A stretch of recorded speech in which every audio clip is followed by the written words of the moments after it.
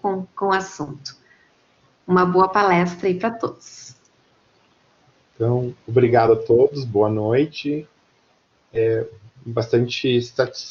com grande satisfação que eu venho hoje ocupar esse espaço, né, de poder estar conversando com vocês, discutindo um pouco essas questões da norma, que nos é tão cara, como a nossa coordenadora falou, e faz parte realmente da nossa prática de projeto, ficar atentos, né, a essas normativas, não só essa, mas as outras, tantas que na nossa vida profissional acabam vindo de encontro dos projetos que a gente acaba desenvolvendo.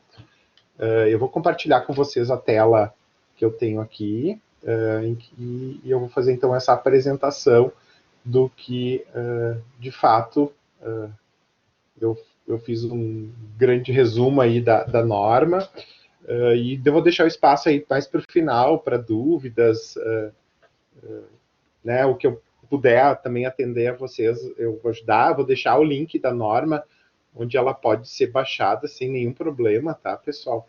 Ela tá vinculada ao site do CAL, então ela está disponível sem nenhum custo e sem nenhuma infração ou qualquer tipo de apropriação indébita do documento, certo?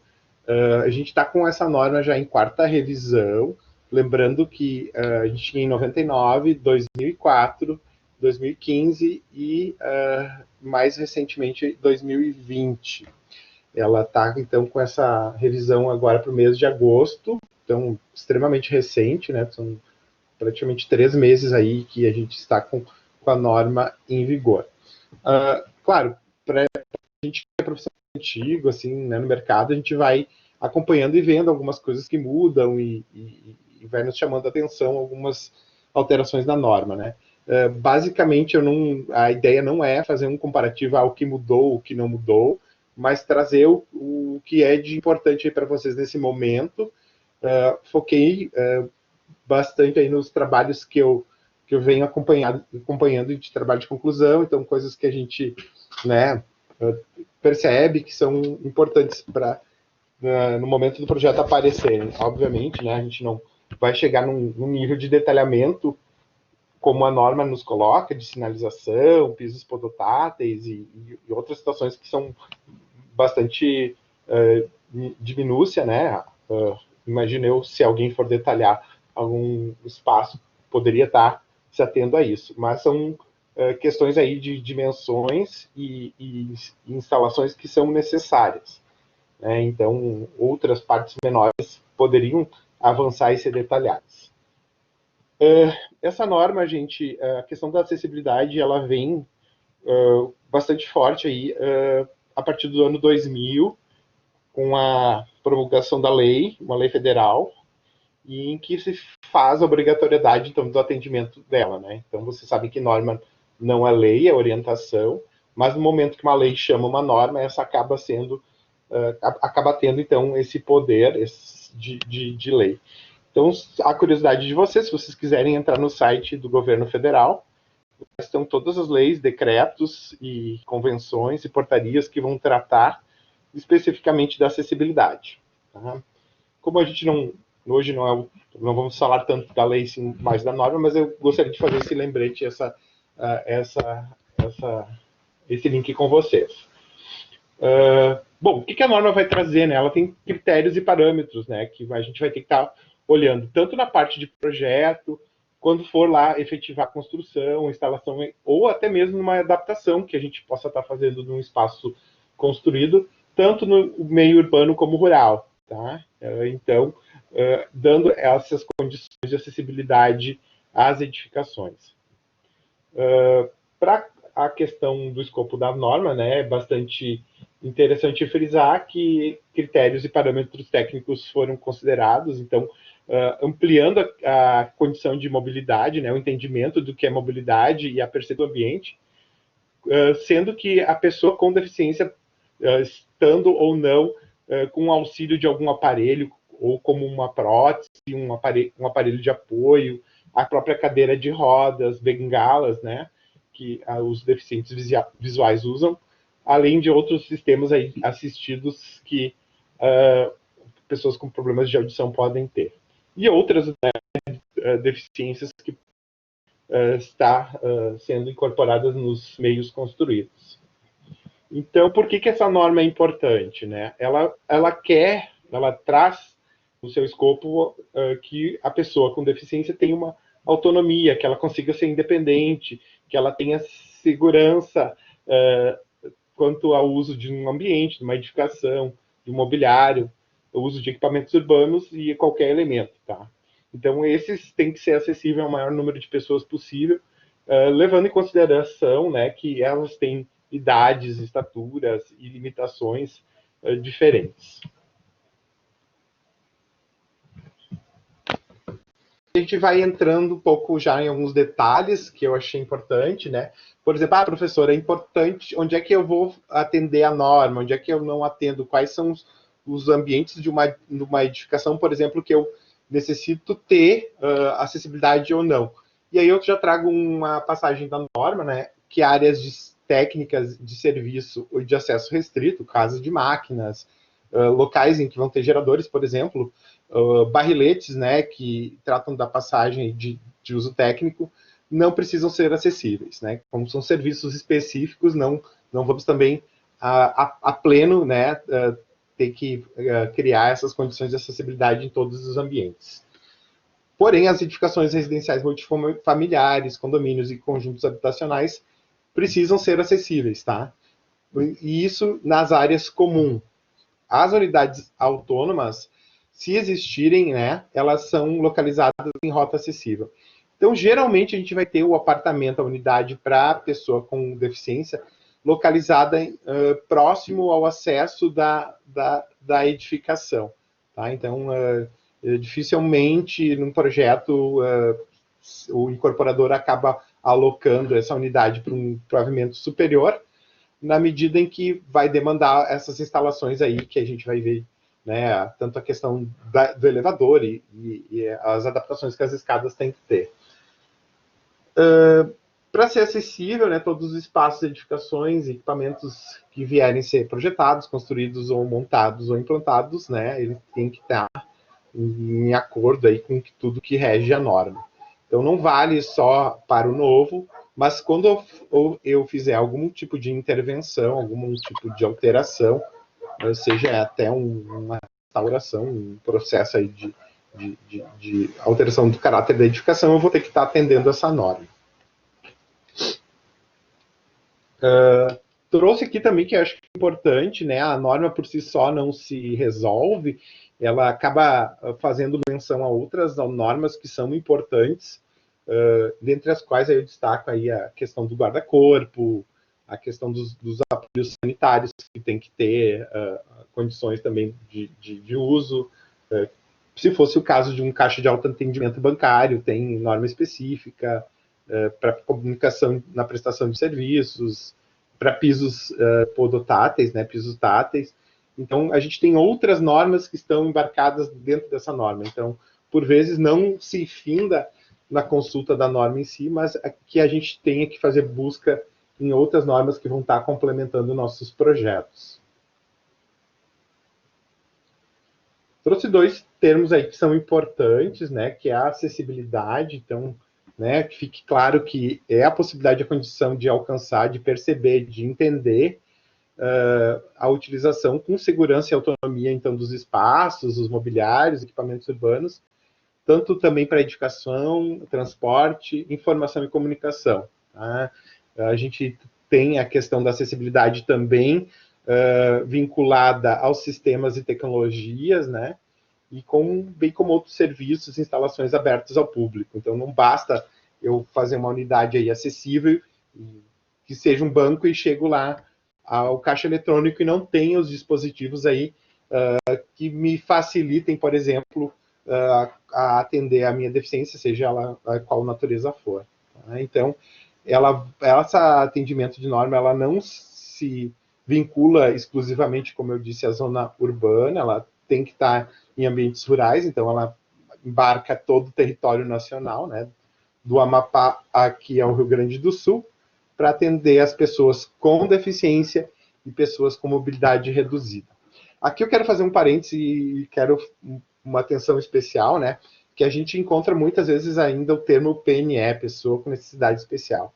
Esse é um termo antigo, em desuso, né? Até politicamente incorreto, tá? O termo consagrado pela norma e pela legislação, então o que é legal e correto é usar pessoa com deficiência. Não existe pessoa com necessidade especial, tá? É um termo que já caiu em desuso e a gente ainda encontra muita gente ainda fazendo menção ao PNE, né? É o PCD, tá? Então, quando a gente vai falar da pessoa com deficiência, a mobilidade reduzida é o PMR. A pessoa com mobilidade reduzida, a gente vai ver, eu tenho os ícones ali, quais são as categorias de PMR, aí, de pessoas com mobilidade reduzida, mas que fazem parte desse universo. Bom, as perguntas já estão surgindo aí, né?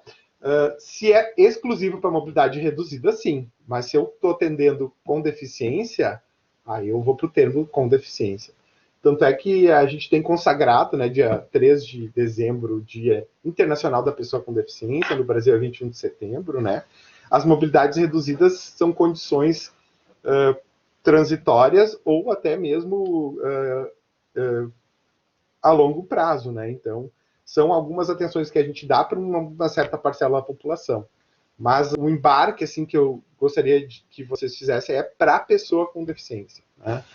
E a mobilidade reduzida vai ser atendida em algumas situações, como, por exemplo, assentos, que a gente vai passar ali também, assentos de tamanho diferente, né? Uma pessoa com sobrepeso ou obesa, né? Ela não é deficiente, mas ela tem uma mobilidade reduzida, ela tem alguma dificuldade aí em função da estatura. E a gente vai ter dentro da norma o elemento, tá? Então, tudo que está vinculado a comando, acionamento, comutação ou comunicação, tá? Por exemplo, um telefone, um interfone, interruptor, uma torneira, um registro, válvulas, botoeiras, painéis, todos são elementos aí que a gente tem que ter também certa atenção. Lembrando que uma deficiência pode ser extrema, né? Como uma, sei lá, uma paraplegia, uma pessoa que não tem movimentos, ou até uma deficiência por falta de algum dedo, que há uma dificuldade de acendimento, ligar uma torneira, abrir uma porta, né? Então, são níveis diferentes aí e de deficiências que a gente vai ter que estar atacando no sentido de resolvendo. A gente tem alguns parâmetros aí, essas medidas foram feitas através de uma média, né, entre 5% e 95% da população brasileira, então ela parte aí de uma medida antropométrica padrão nacional para pessoas, mulheres de baixa estatura e homens de estatura elevada, então vai pegar da pessoa de menor altura até a maior altura e fazer uma média. Então a gente pode já perceber aí pelas imagens que existem conforme a órtese que a pessoa está usando, ela tem uma necessidade de espaços, por exemplo, para circulação, que passam lá da unidade de passagem que a gente estuda. Então, já partimos aí com 75 quando a gala, 90 com um tripé, né? A pessoa sem órtese, né, sem nenhum apoio, ela está com módulo aí considerado de 60 por 60. Então, temos andador, temos o próprio uso da bengala, né, que demanda pelo movimento aí um espaço de 80 centímetros, né, que é o perímetro ou o espaço que ele vai ser rastreado. Também temos que considerar, né, a inclusão do cachorro, do cão-guia, né, como um suporte para pessoas com deficiência visual, que acaba também necessitando espaço para circular, né? Então a gente tem que considerar aí uns 90 centímetros. As órteses, né, botei ali um adendo, né, são dispositivos que a gente acaba usando para melhorar a funcionalidade, então eles acabam ajudando aí a nos dar algum tipo de suporte para locomoção ou alinhamento ou para algum membro da pessoa. Então vocês veem aí, esse material, como eu já disse no início, eu vou disponibilizar para vocês, tá? Então, vocês podem fazer essa consulta aí e verificar depois essas medidas. Cadeira de rodas, né? Ela é um elemento aí de apoio muito importante, né? Para algumas deficiências na área de locomoção motora. Então, a gente tem uma variedade aí também de dimensões de cadeira. A partir disso, então, se cria um módulo de referência, né? É uma média que a gente deve estar adotando, em que a gente está prevendo a ocupação dessa cadeira, de 80 por 1,20. Então, ela vai estar contemplando a cadeira mais tradicional até a cambada, né? A cadeira cambada é essa mais à direita, ela acaba ocupando 1 metro de largura.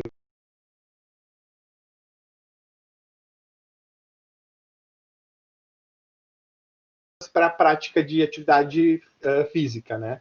Então, atletas que acabam desenvolvendo alguma atividade física acabam usando esse tipo de cadeira, que dá mais estabilidade aí na hora de executar exercício. Então, dependendo do projeto e do programa, né? Se tem um cunho aí de esporte, né, que vai receber algum público, a gente tem que considerar que essa cadeira tem que estar contemplada nas passagens, por exemplo. Mas o módulo padrão, né, na cadeira geral, é 1,20 por 80, né? Então, esse é o módulo de referência do MR que a gente acaba usando, que vocês vão ver muitas vezes citado aí na própria norma. A gente tem aí também a preocupação com a circulação, então a gente tem espaços aí que tem que estar contemplando essa circulação e manobra. Então, a gente parte aí de 90 centímetros de uma largura mínima, tá? Para essa circulação ocorrer, é 80 o módulo, a gente dá ainda uma folga de 5, né? Lembrando que tem os membros da pessoa aí ocupando o espaço, ou um terceiro auxiliando muitas vezes. Se a gente vai considerar um espaço aí de circulação em que não é apenas o cadeirante passando, mas a possibilidade do cadeirante juntamente com uma pessoa, a gente vai ter que já estar olhando para corredores e circulações aí na ordem de 1,20, 1,5 metro, para que isso possa ocorrer. E caso eu esteja pensando num ambiente que eu vou receber várias pessoas com deficiência, né, com um fluxo maior de cadeiras, aí a gente já pode estar projetando circulações aí na ordem de 1,5 metro a 1,80 para que ocorra a ida e vinda aí das próprias cadeiras. A norma também traz aí algum que se chama de transposição de objetos isolados. Até fiz um croquisinho ali no SketchUp, porque eu achei que não era de todo muito claro ali o desenho que estava na norma. Então, a gente tem que pensar que, se eu vou transpor um obstáculo aí, que tem dois elementos próximos, né? Eu tenho que ter pelo menos esses 80 centímetros, né? Eu diminuo dos 90 para 80, mas numa travessia de até 40 centímetros. Tá? Mais que isso, eu volto para os 90. Né? A gente sabe que a gente padroniza muitas vezes as circulações para 1 metro, né? Então não gera tantos problemas. Mas nesse caso da cadeira, se eu vou passar entre dois totens, entre dois, ou até mesmo um mobiliário, a profundidade deles tem que estar, então, em torno máximo de 40, e aí eu posso entrar aí com uma medida menor, que seriam os 80 centímetros, que é a exceção que a norma acaba nos abrindo para a circulação.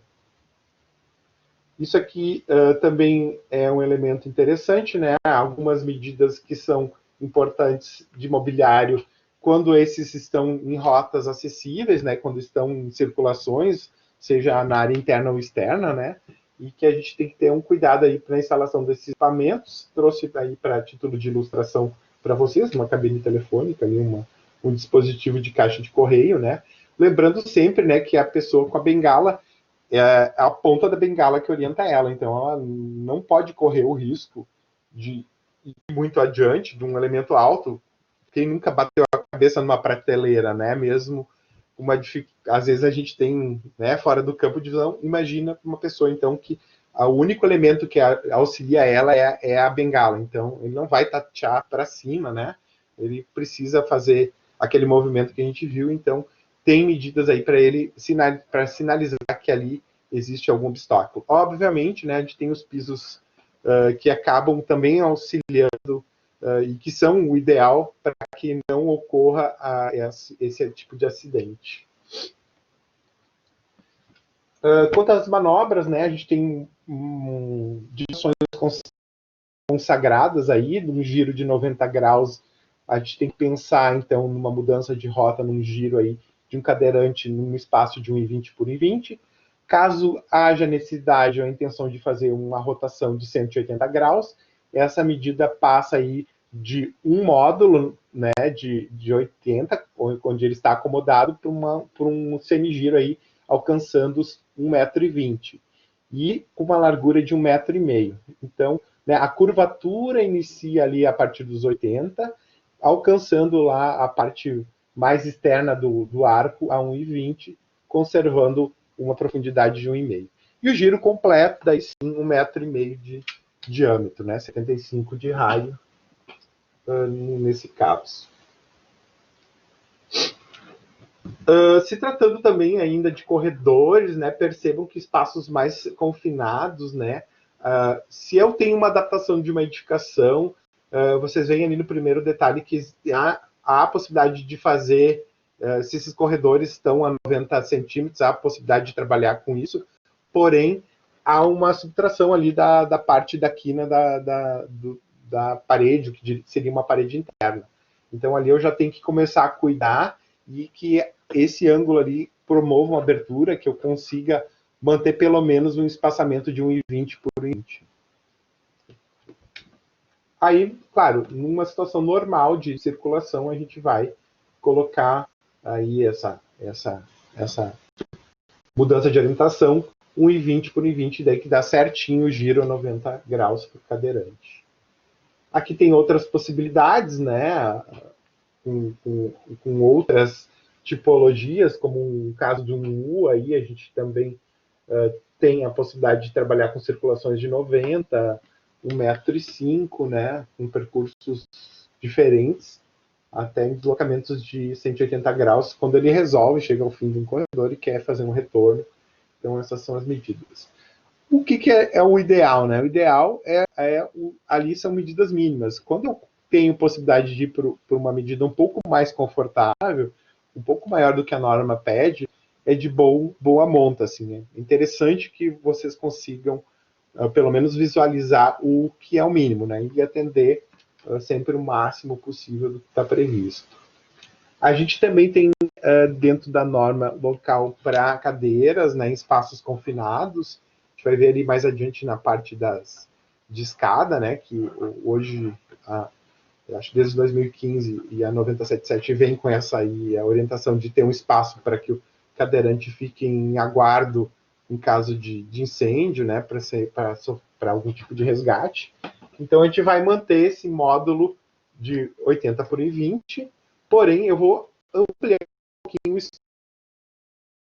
não exatamente o módulo, deixa aí uma margem de 10 centímetros, pelo menos na largura, sendo que também eu tenho que providenciar um espaço de um giro de 180 graus nesse espaço ali, para que ele consiga se acomodar, né, nesse caso ali, que seria uma reentrância. Se o espaço daí não é perpendicular, né, ele não precisa fazer nenhuma entrada, e se ele é paralelo, aí, à medida que antes era 90, eu aumento para 1,5, né, e concebo uma profundidade de 1,80. Sendo que ele tem que ter a possibilidade de fazer esse giro também, liberando uma largura aí de 1,20. Então vai depender muito da situação, né? O espaço que vai ser empregado pelo próprio cadeirante. Aqui eu já passei. Aqui eu trago também algumas questões aí de rampa, né? Que são importantes aí, que ela, na verdade, não são rampas, são proteções que a gente tem que fazer em áreas de circulação, principalmente em áreas externas, né? Então, o aconselhado, né, é que se consiga colocar um guarda-corpo, mas quando o projeto não prevê ou dentro da concepção do projeto eu não quero nenhum elemento aí que barre visuais, eu posso fazer o uso de uma pequena mureta de 15 centímetros, como uma figura à esquerda abaixo, né? Então eu tenho essa possibilidade de ali fazer uma contenção, ou até mesmo como se fosse uma área de escape, uma margem, né, plana, que pode ser adotado com 60 centímetros, como se fosse um pequeno acostamento ali, uma zona em que há uma dificuldade para que chegue no talude. Os taludes aí também, né, se for o caso, eles têm que estar respeitando essa proporção de 1:3, né, de inclinação. No caso do guarda-corpo, né, quando eu adoto ele, eu posso trabalhar com taludes maiores, obviamente, porque daí a pessoa está protegida, né, para não sofrer nenhuma queda e um deslize em direção a esse talude. Outros elementos que são importantes aí, que fazem parte aí de uma escala um pouco menor, mas que estão contemplados na norma, são os elementos aí que a gente necessita a empunhadura, que a gente precisa usar as mãos para conseguir se segurar ou se movimentar ou gerar algum movimento. Então, a norma também estabelece aí os distanciamentos, é 4 centímetros sempre afastado da parede onde ele está fixado. A gente também tem que ter 4 centímetros da onde ele está surgindo o apoio. A média aí de 10 centímetros afastado da parede, e os diâmetros dessas peças vão aí em torno de 30 a 45 milímetros, né, que são diâmetros aí que dá uma empunhadura adequada também. Se tiver algum anteparo superior, a norma também pede um espaço de 15 para que a mão consiga entrar, se for o caso de uma reentrância, né? Então, a gente vai trabalhar com essas medidas de 3 a 4,5 aí, que são as mais adequadas. E a gente já vai evoluindo um pouquinho mais em direção às maçanetas, né? A maçaneta sempre é preferível, não se deve usar aquela tipo de maçaneta bola de golfe, né? Que é bastante comum naqueles sistemas de fechamento de escritório, né? Aquela maçaneta redonda. Aquilo causa uma dificuldade para pessoas com ausência de dedos, por exemplo, né? Então, a maçaneta com esse tipo de alavanca é a preferencial que se deve adotar. Ela parte aí também de 10 centímetros, né? Também nós temos que cuidar que essa maçaneta fique entre 80 e 1,10 para que haja o alcance e a possibilidade. Lembrando que essas maçanetas do tipo alavanca, se a pessoa não tem a mão ou dedos, ela consegue fazer com parte do braço ou antebraço, né, para que faça a abertura das portas. Nós temos também a possibilidade de colocar puxadores tanto no plano horizontal como vertical, sempre respeitando, então, um tamanho de 40 centímetros, né? E os diâmetros ficando aí entre 25 e 35 para essas peças. Posição também respeitando um distanciamento aí de 10 do batente quando for horizontal, desculpa, e a altura se mantém padronizada ali de 80 a 1,10.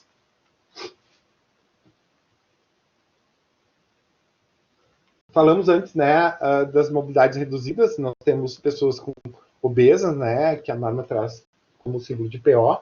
Então, a gente vai estar propiciando em espaços de aglomeração esses assentos adequados.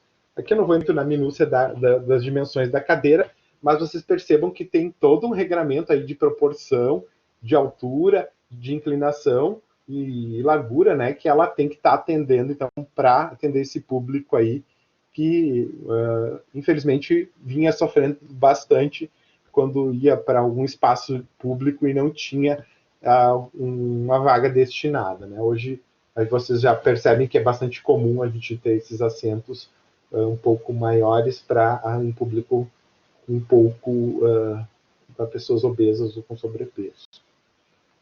Também aqui é só ao passar para vocês terem uma noção que a norma trata também da questão auditiva, né, que é um parâmetro importante, lembrando que o som, né, as frequências perceptidas pelo ouvido humano fica entre 20 Hz e 20.000 Hz, e uma intensidade de 20 decibéis até 120, tá? Por isso, considerando a duração de 1 segundo.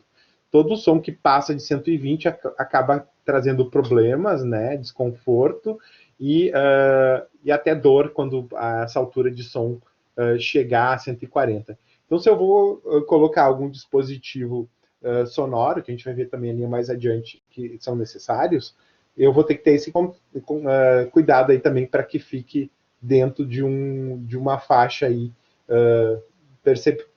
perceptível, né? Não posso usar um ultrassom, por exemplo. Bom, informações essenciais, né? Por exemplo, eu estou no espaço público coletivo e eu preciso ter algumas situações de aplicação que são necessárias, ou que sejam elas permanentes ou temporárias, né?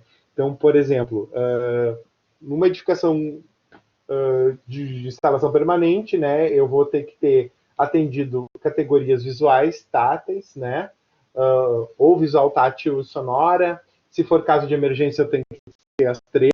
Então, vai depender muito da tipologia, do mobiliário, da situação que se aplica, né? A gente vai estar atendendo o campo visual, né, com informações visuais, aquelas que são táteis, né, que o sistema Braille acaba dando informação, ou sonora através de dispositivos tipo alarme, por exemplo. Tá? Aqui a gente tem o símbolo internacional, que é adotado pelo Brasil, então na norma.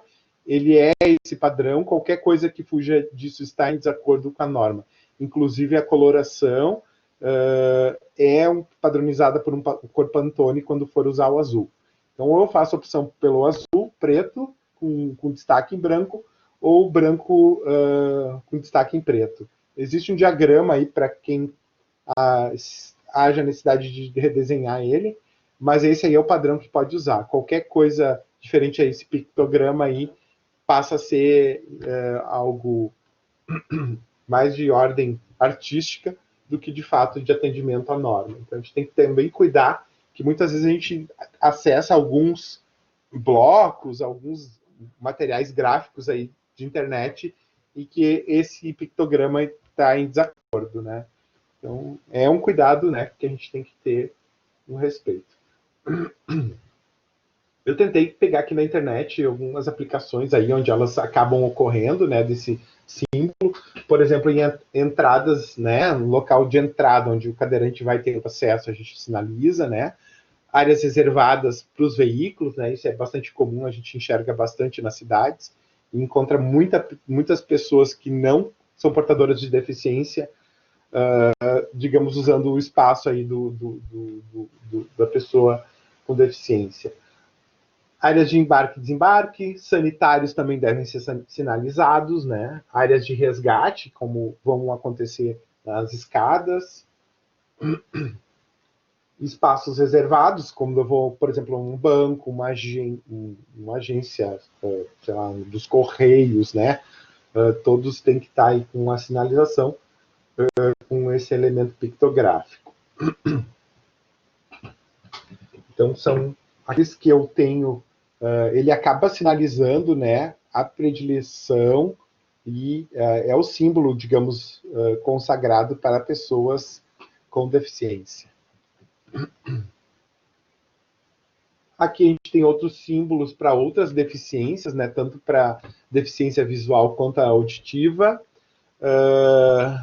A gente tem também sinalização adequada para pessoas que acabam usando o cão-guia, e se for um uso aí para alguma pessoa, por exemplo, com uma mobilidade reduzida, né, ou um atendimento preferencial, temos para pessoas obesas, ali infelizmente cortou, mas a pessoa com uma órtose, pessoas idosas, crianças no colo, grávidas, né, que acabam também tendo esse atendimento diferenciado. Aqui são os símbolos que podem ser adotados quando se trata de sanitário. Então, a gente tem os consagrados, né? Basicamente no gênero masculino e feminino. Quando ele é de uso compartilhado, ele é identificado pelo uso do pictograma do homem e da mulher, por assim dizer, né? E a gente pode identificar quando há necessidade ou quando existe no projeto o sanitário feminino, que é acessível, e o masculino, que é acessível. Então, como é que eu sei que é o masculino e o feminino? Eu coloco ao lado, né, do cadeirante a figura do masculino ou feminino. Também nós temos os acessíveis, tanto masculino e feminino, aquele banheiro, então, que é agenérico, né? Não tem gênero. A gente tem ainda a sinalização para sanitários do tipo familiar, que também são acessíveis. Né? Obviamente, a gente não vai fazer todos esses, né? Isso vai depender muito do programa e do projeto, né? Senão o projeto acaba virando só em banheiros. Eu comentei com a minha esposa uma parte aqui, né? daqui a pouco um trabalho de conclusão é fazer alguma coisa acessível, de tanta informação e complexidade que tem, que daqui a pouco eu vou escolher um tema de trabalho de conclusão, fazer algo acessível, né, e atender toda a norma, porque são bastante coisas. Aqui nós temos outros pictogramas que indicam a questão de circulação, né, circulação vertical por escadas rolantes, ou a própria escada, rampa, né, esteira rolante. Aqui já entra a questão dos degraus das escadas, né, a gente tem a sinalização acontecendo no nível do piso e também no nível do guarda-corpo, né, com material fotoluminescente, então ele tem aquele brilho que a gente percebe em algumas placas de sinalização. Também junto ao guarda-corpo está ali sinalizado em braille as informações da escada, né, não vou entrar muito no detalhe dessa parte dessa linguagem, até porque, mas tem a norma, tem uma parte bastante ampla aí que vai explicar. É importante lembrar que antes de descer ou subir, né, eu tenho aí uma sinalização no piso e tenho a condição aí de colocar a mão junto ao guarda-corpo, ao corrimão e perceber do que se trata. E as bordas todas sinalizadas, marcando aí o fim do perímetro da largura dessa escada, e geralmente essa parte retroiluminada fica abaixo aí dos guarda-corpos. Lembrando também, né, detalhes assim, mas parece óbvio, mas que esses degraus também tem que ser antiderrapantes, né? Eles não podem causar nenhum tipo de acidente para qualquer pessoa. O alarme também é um dispositivo contemplado na norma, que é bastante importante, né? Então, por exemplo, vão ser utilizados em espaços confinados, por exemplo, num banheiro, num box, né? O box a gente chama aquele espaço com a bacia sanitária e a pia, em cabines e vestiários isolados. Então, há a iminência de um sinistro aí, né? A pessoa ela vai sinalizar através dessa botoeira, desse dispositivo que está ali, para que o socorro venha a atendê-lo. Então, quando é no banheiro, né, esse botão, essa botoeira, esse alarme tem que ser perto da bacia, e do boxe do banheiro e na banheira, tá? Então, se a pessoa sentada consegue aí, se ela cai, se ela tem algum imprevisto aí, ela consegue acionar esse alarme. As saídas de garagem, estacionamento, também ali no passeio público, lembrando aqui que a Júlia tá aí, né? Ela tem e não só a Júlia, né? Mas lembrando que o projeto tem uma saída e entrada de carro, então, né? Certo, tem que ter ali um elemento sonoro, indicando que aí é a entrada e saída de carro com sinal em 10 decibéis. Tá? O que mais? Esses sinais sonoros também com os visuais, na parte de trânsito a gente tem aqueles flashes que ficam funcionando. Para semáforo também, né, existe a possibilidade de fazer essa advertência para a travessia ou não do pedestre, né? Mas é mais escala aí, um pouco mais urbana. As rotas acessíveis, né, que são importantes. Lembra que lá no começo eu falei que os apartamentos, né, se fosse o caso de uma pessoa com deficiência, esse apartamento tem que estar vinculado numa rota acessível. Então, elas são as partes aí em que a gente vai ter todos os elementos contemplados, né, com essa rota, trazendo um trajeto sem nenhuma obstrução, com a sinalização e conectada, então, com espaços internos e externos, que pode ser usado de forma autônoma. Então, se eu estou concebendo lá um edifício, né, as áreas de uso comum estão no térreas, essas todas são acessíveis.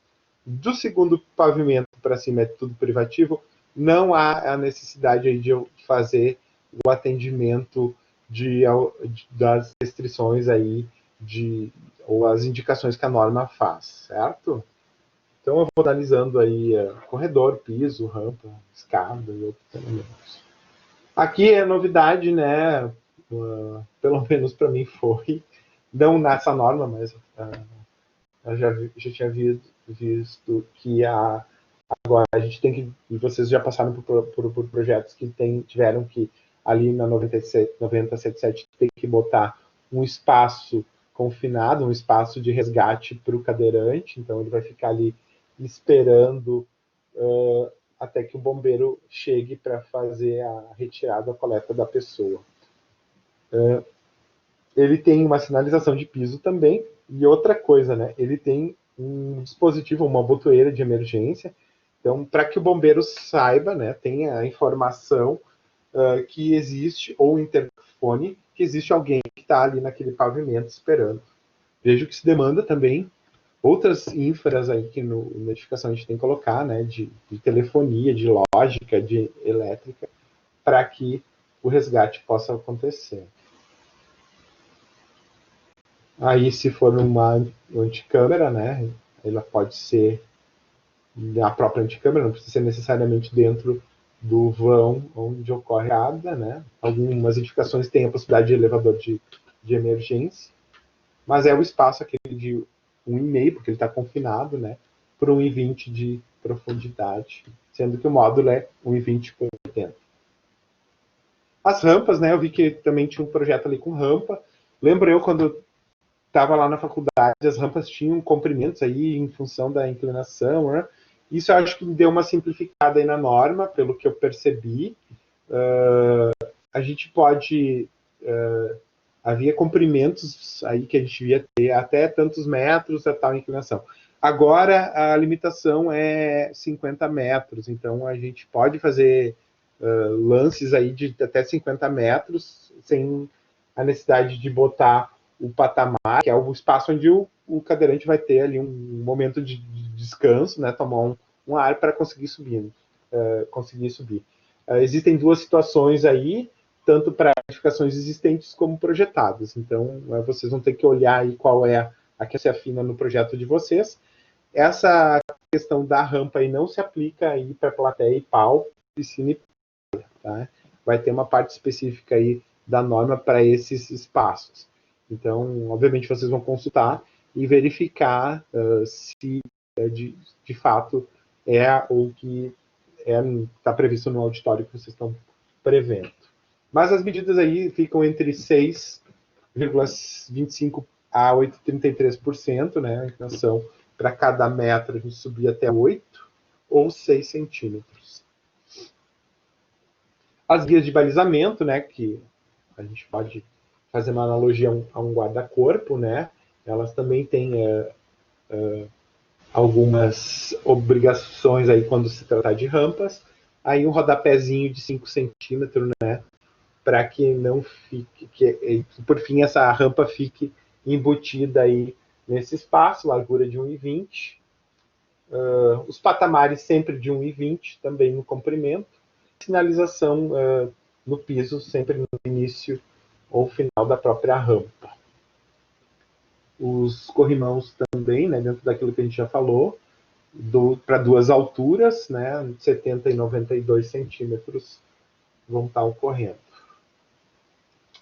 Aqui a escada a gente já deu uma olhada, né, mas é importante lembrar que esses corrimãos, eles acabam tendo uma ponta aí curva, né, então elas vão ter alturas de 70 na parte inferior e 92 na superior, e ele acaba prolongando uns 30 centímetros para fora do anterior ou final da escada, né, e esse tem que ser, então, ele acaba sendo um elemento curvilíneo, ali, como vocês veem no detalhe, ali na pontinha.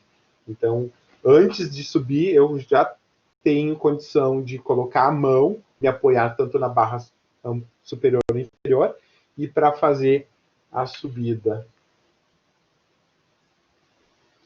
Escadas, né, mais largas, né, a escada um pouco mais larga, quando elas são maiores que 2,40, a gente tem que colocar guarda-corpos intermediários, né, respeitando aí uma medida mínima de 1,20 também, tá? Então, esses não é assim, põe numa ponta e põe na outra. Passou de 2,40, eu tenho que ter já esse guarda-corpo central, sendo que não há necessidade de fazer a continuidade no patamar, mas esse patamar passa a ser um pouquinho mais comprido aí, na ordem de 1,40 m também de profundidade. Isso é uma coisa que eu não me lembrava da outra norma, talvez seja uma coisa nova nessa aí. Eu não lembrava da anterior, que um degrau, né? Um degrau isolado deve ser instalado um corrimão de 30 centímetros. Então, eu vou subir um degrau, já tem que ter uma empunhadura, tanto no plano inclinado, vertical ou horizontal, né? É bastante atípico aí, né? Mas está na norma. E também a sinalização no piso.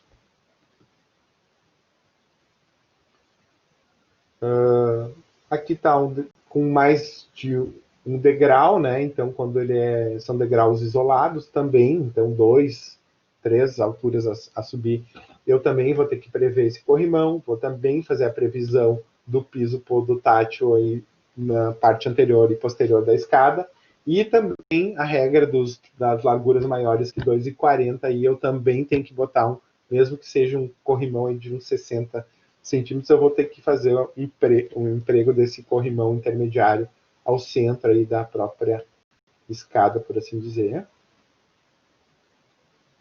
Espaços de circulação internas, né? A gente fala de corredores quando fala disso, né? Então vai ter que se levar em consideração o fluxo das pessoas.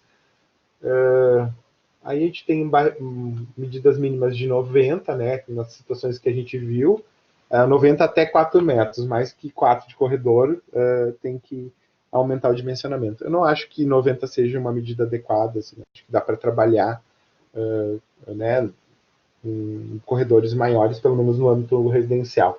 Para uso comum é 1,20 para até 10 metros de corredor. A partir disso, daí a gente já começa a usar corredores com 1,5 de largura. Então, um corredor mais de 10 metros, o corredor passa a ter 1,5. Para locais públicos, né, já aí eles amplificam para 1,50, e quando é grande fluxo de pessoas, né, daí a gente está falando de um teatro, de um auditório, a gente vai ter que usar mais que 1,5. As portas também são elementos importantes. Ali no detalhe eu trouxe, né, se há uma câmera ali, um espaço ali semi-confinado, eu tenho que ter a condição do cadeirante entrar dentro desse, que seja um corredor, né, e ele poder fazer o giro completo sem bater na porta, né? Isso é um detalhe também que a norma traz, que também é importante. Questão... E os vãos livres de porta, sempre, pessoal, 80 centímetros. Não há porta menor que isso, não é aconselhado pela norma. Mesmo que eu vou fazer uma porta do tipo correr, ou uma tipo sanfonada, ela recolhida tem que preservar os 80. Tá? Geralmente as portas de correr em função do trinco, maçaneta, elas não vão até o final. Então, tu compra muitas vezes uma porta de 80 de correr e ela só abre 70, ou alguma coisa do tipo. Não, nesse caso eu vou comprar uma medida maior, porque eu tenho que considerar o arramento ali do trinco. E mesma coisa a porta sanfonada, quando recolher, eu tenho que desconsiderar o quanto ela recolhe para manter liberado esses 80 centímetros. A norma dá, se não me falha a memória, 1 centímetro de tolerância. Então é muito pouco, caso assim ocorra alguma dificuldade na execução. Aqui a regra geral de porta, a gente já viu dos puxadores, né? Lembrando que é interessante colocar esse elemento resistente ao impacto aí na parte inferior da porta, como se fosse um forro aí que pode ser um material metálico, porque muitas vezes a cadeira acaba batendo ali e acaba também danificando a porta e trazendo problemas. Então a gente já faz isso aí para que o cadeirante possa, com a própria cadeira, empurrar a porta, tá? Ou fazer um empurro dela sem danificar. Lembrando que essa barra sempre fica para o lado externo da edificação, do ambiente que a gente vai estar entrando. Aqui a novidade da norma, não achei imagem na internet para trazer, então creio que seja novidade, que agora muito, né, dessa arquitetura com a fenestração muito em vidro, então essa sinalização é importante, né? Já nós, né, que não temos tantas deficiências como os outros, acabamos batendo, imagina, pessoa com algum outro tipo de deficiência um pouco maior.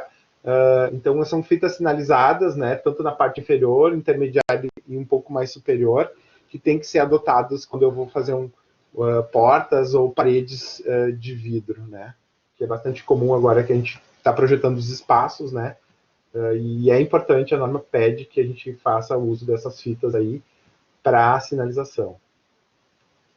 A abertura de janela também, né? A empunhadura ali tem que estar pelo menos de 60 a 1,20 m, então qualquer dispositivo de movimento acima disso já cria dificuldade. Eu vou dar acelerada porque o tempo está voando, né? Calçadas, né? Circulação na rua, né? As calçadas que a gente acaba fazendo, os passeios não podem exceder de 3 centímetros 3% na inclinação transversal, e longitudinal, obviamente, daí vai muito do terreno, a gente não consegue também controlar a topografia da cidade, então acaba usando o que tem na via. Os rebaixamentos também acabam sendo importantes, né? Então a gente vai estar sempre usando aí no máximo até 8,33% de inclinação para esses rebaixos, quando há travessia de pedestre. Aqui a gente tem a faixa de uso, né? Ela tem que ser pelo menos 1,20 pavimentada, sem obstáculo, que é ali que é o espaço que eu posso circular. Fora isso, né, o que eu coloco de revestimento, vegetação, tratamento de piso, fica a critério aí do projetista, mas essa faixa aí de 1,20 tem que estar pelo menos em condições perfeitas aí de circulação para o cadeirante. O restante da calçada pode ser tratada de forma mais aleatória, obviamente, sem criar nenhum problema aí também para a circulação das demais pessoas. Quando eu tenho entrada e saída de veículo, eu também reservo ali essa passagem de 1,20, né? Então ele fica, e ocorre essa lombinha aí, essa rampa, em que o carro sobe, alinha na altura da calçada e desce novamente. O que é comum a gente ver na cidade? Quando chega ali no rebaixo, ele todo desce, né? Mas a norma pede que ela se mantenha, criando, então, duas faixas aí de subida e descida. Banheiro. Aí eu gosto, aí que eu vejo bastante coisa, né? Tem bastante coisa aí na parte do banheiro. Eles não podem ultrapassar 50 metros, o banheiro acessível do local onde as pessoas se encontram. Então a gente vai ter questão do mobiliário, das peças, etc. E tal. Temos que também pensar nos vestiários, que também fazem parte dessa parte aí do processo de projeto. Então, tem que estar extremamente detalhados e com uma atenção especial. Opa! Aqui eu deixo para vocês consultarem para o enquadramento da construção, que tipo ela é e quantos % de sanitário tem que colocar, tá? Então, áreas privadas, áreas coletivas, né? Se é uma reforma, se já existe, o que eu tenho que atender é que é bom quando tem essas tabelas aí na norma que auxiliam bastante a consulta ali na pressa. Aqui eu vou deixar para vocês já facilitado, mas vejam que a ordem aí parte de 5% aí o atendimento de espaços, tá? De sanitário. Bom, 5% eu já falei. Shopping daí tem já uma outra abordagem, né? Então a gente vai ter que dar uma olhada um pouco mais especial para esse tipo de equipamento. Não é o caso aí dos projetos que vocês têm. A norma traz recomendações. Se é uma recomendação, eu faço se acho conveniente ou se há adequação no projeto, tá? Então, tudo que é recomendado é optativo, digamos assim, mas seria de bom tom, por exemplo, colocar uma bacia infantil, né, aquelas de menor escala, para uso de pessoas de baixa estatura e crianças, né? Então, o banheiro deveria ter também uma adaptação aí para esse público, esses banheiros coletivos. Da questão, a gente ficava ali, estava muito o banheiro tinha 1,50 de largura e deu. Eu acho que isso aí é uma coisa que me chamou a atenção aí na mudança da norma. Não é mais 1,50 a medida, ele tem que ter a capacidade de fazer esse giro de 50. E aí, quando a gente começa a botar no papel todas as medidas que estão fragmentadas na norma, a gente acaba percebendo que o banheiro não é mais o tamanho que a gente conseguia antes na norma anterior, ele acaba ficando um pouco maior em função desses giros.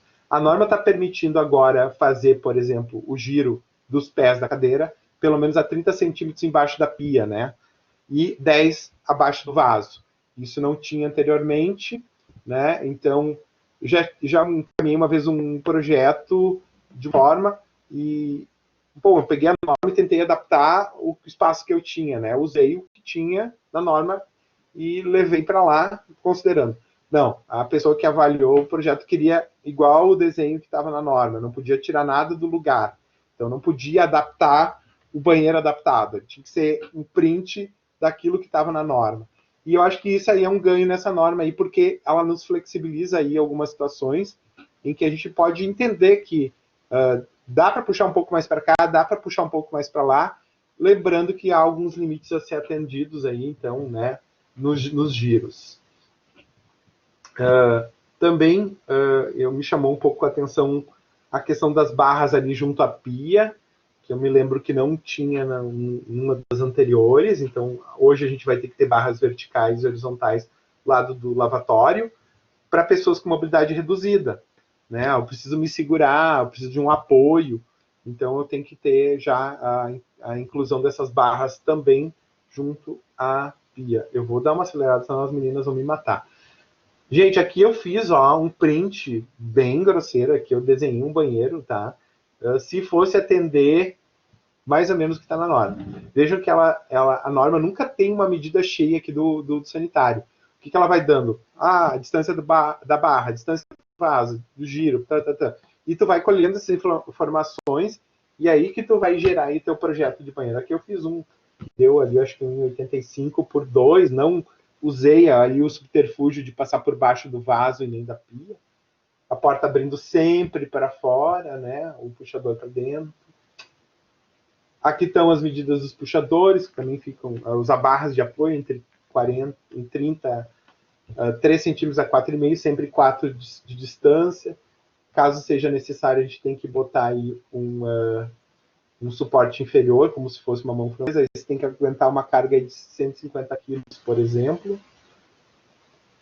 Aqui está a disposição delas, e aí a gente tem também uma variedade aí de sanitário, seja adulto, de bacia sanitária, seja adulta ou adulto infantil, e as dimensões estão aí. Aqui seria aquela situação em que eu tenho uma válvula de descarga. Então eu fui lá adiante na norma e já pesquei e coloquei ali para você se fosse a válvula de descarga. Está deslocada aí dentro, então tentei agrupar aí para vocês. E as distâncias das barras, tá? As distâncias mínimas que elas têm que atender. Vejam que antes a gente tinha 2 barras horizontais, agora surge uma terceira vertical também, para mobilidades reduzidas. Se eu tenho uma bacia com caixa quadrada, 4 centímetros entre a botoeira ali e a barra, né?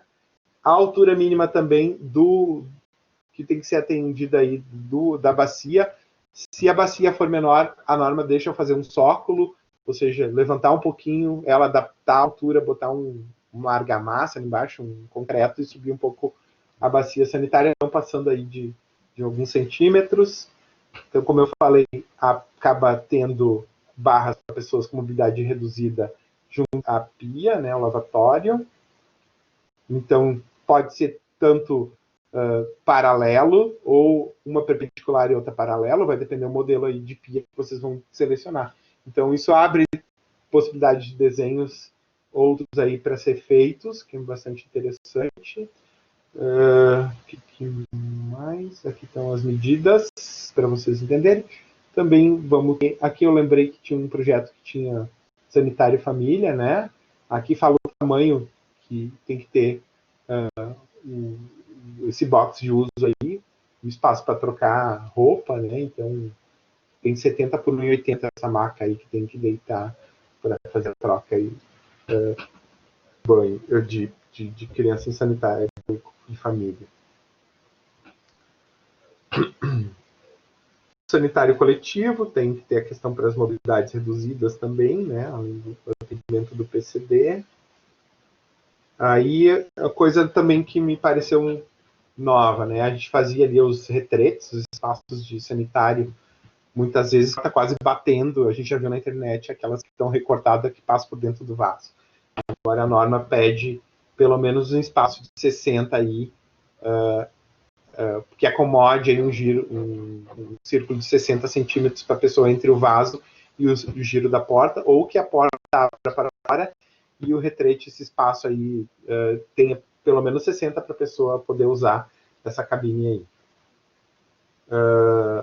Também a possibilidade de uso de alguma barra de apoio aí. Isso, lá na norma de 99, se não me falha a memória, já tinha alguma coisa do tipo e foi suprimida depois. Mas aí a pessoa podia entrar com a cadeira de rodas aqui e fazer uma transferência frontal. Isso caiu fora. Mas aqui é para mobilidade reduzida. Então, também barras de apoio aí para uso de sanitário para pessoas com mobilidade reduzida. Mictória também acaba recebendo barra nas laterais. O pessoal às vezes esquece do mictório, mas é um equipamento importante aí dentro dos projetos. Então, além do mictório, a gente tem que lembrar que esses mictórios vão ter que ter barras dos dois lados, além das divisórias, também para pessoas com mobilidade reduzida. E em vestiários também a questão do espaço aí com barras e assento, né? A gente tem aqui detalhado para ter espaço para transferência, a porta abrindo para fora, o local da cadeira, tudo mais. Eu acho que eu consegui ali cravado, né? Deixo para vocês aqui o endereço onde a norma pode ser baixada sem nenhum problema de propriedade intelectual, tá? Dentro do site do CAL do Rio Grande do Norte. E abra aí, se há tempo ainda, para algumas perguntas. Agradeço, sei que foi bem corrido, mas são 170 ou 171 páginas aí que eu tentei buscar o que era importante para vocês aí nesse momento. Obrigada, professor Rodrigo. Foi muito elucidativo, acho que rico em conteúdo e também esclarecedor, né, para projetos e com certeza é um material de consulta, não é algo que a gente vai assimilar Exatamente. agora, numa hora, mas deu para ter um bom direcionamento de tudo que é mais importante também, que num primeiro olhar a gente se detenha nessa norma. Acho que esse resumo é imprescindível para os alunos, especialmente os que estão aqui em TCC, enfim, todos que estão participando. Considero que é um conteúdo muito valioso. Agradeço demais assim esse trabalho de poder disponibilizar para todos os interessados. E temos sim um tempo para perguntas. Acho que aqui até antes tinha sido feita alguma pergunta durante a apresentação, se eu não me engano, da Vanessa. Mas enfim, a gente abre aqui para algumas perguntas, sim, se puder responder, ainda temos uns minutinhos, com certeza. Então, pessoal, quem quiser fazer alguma pergunta pode abrir o áudio também, falar com o professor Rodrigo, e a gente depois compartilha essa apresentação, tá? Dos que estiverem presentes aqui. Para a turma de TCC, eu tenho o e-mail de todos, eu posso encaminhar, e os demais presentes também podem me pedir por e-mail, e eu passo para vocês, tá bom? Como está a harmonização da norma com o patrimônio histórico? O Leopoldo pergunta, professor Rodrigo. A norma tem algumas situações em que a gente chama de reforma, né? Então, a questão do patrimônio, né? O que eu vou ter que estar atendendo? Aquilo que a norma está me colocando ali como obrigação, né? Se é um patrimônio de acesso público ou privado, isso vai depender, né? E eu vou ter que, de alguma forma, ter que ir de encontro com a norma, né? Lembrando que no começo ali da minha fala, ela está vinculada a uma lei federal, então não há como eu dizer que não ou tentar argumentar de alguma forma. Eu faço essa leitura, né? O que é regulamentado em lei eu tenho que atender, e aí a gente vai ter que estar criando as estratégias que são as mais adequadas aí para o patrimônio, né? Se a intervenção é de maior ou menor monta, né? Isso vai ficar aí a critério do projetista, mas tem que ter um cuidado aí, né? Do que vai se qual é o programa de necessidades e de que forma eu vou conseguir fazer essas ações. Eu não trabalho muito com patrimônio, mas eu tenho visto que as últimas intervenções em patrimônio acabam até desconstruindo a obra, imagino eu também, para conseguir atender algumas situações aí, né? Porque não é só a acessibilidade pura, né? A gente tem questão de bombeiros aí, normas de segurança que tem que ser atendidas, e não vejo assim como não se adaptar à norma. Apesar, como eu disse, a norma trazer possibilidades em espaços já consolidados de dar uma flexibilizada em algumas situações.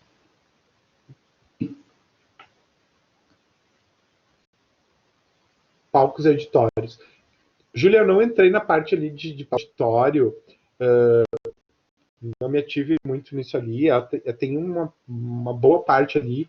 Eu não sabia te dizer agora no momento, sem abrir a norma, assim.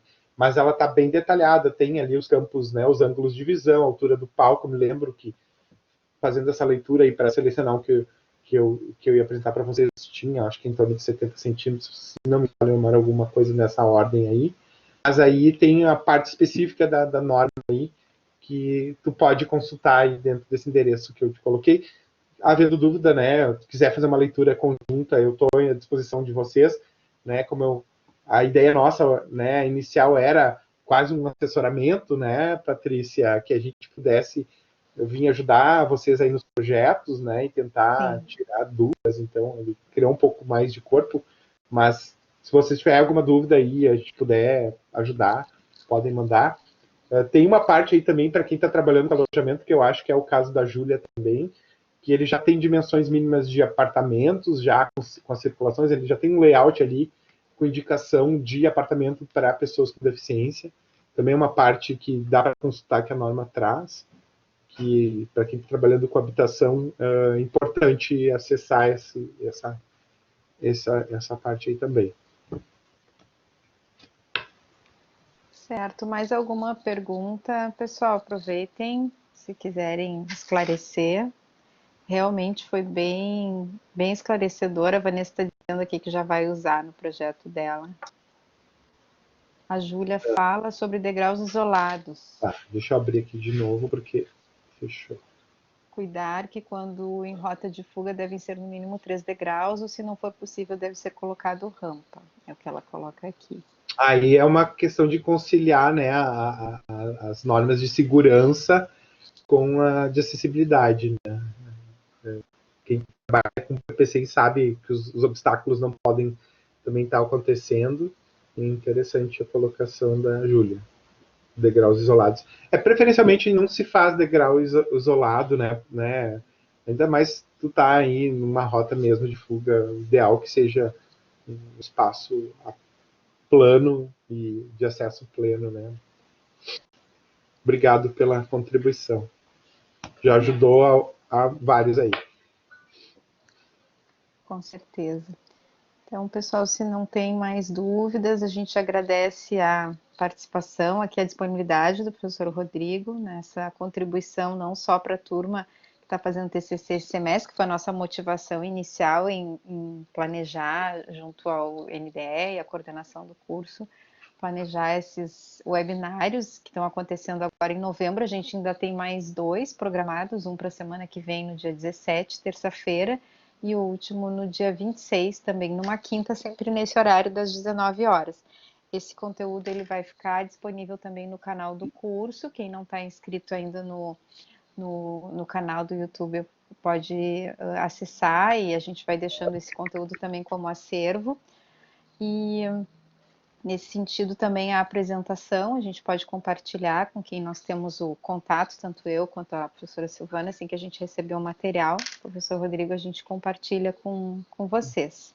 E agradecer então também a presença de todos que tiveram aqui ao vivo. A gente sabe que é sempre muito mais rico nesse sentido quando a gente faz um webinário. A ideia é vocês interagirem, poderem fazer perguntas, esclarecer dúvidas, estarem presentes aqui nesse momento é muito mais rico também para nós. Então a gente agradece, né, professor Rodrigo, e a professora Silvana também, se quiser aqui fazer o encerramento. Eu desejo uma boa noite para todos e agradeço a presença também. Obrigada. Gostaria de agradecer a todos presentes, essencialmente ao professor Rodrigo pela disponibilidade e pelo conteúdo, né? Acredito que tenha sido de grande relevância para todos. E, então, agradeço a participação da professora Patrícia, aqui como moderadora. Muito obrigada também pela disponibilidade. E assim que a gente puder, então, eu vou estar passando por e-mail para vocês, tá? A apresentação do professor Rodrigo para todos os alunos por e-mail.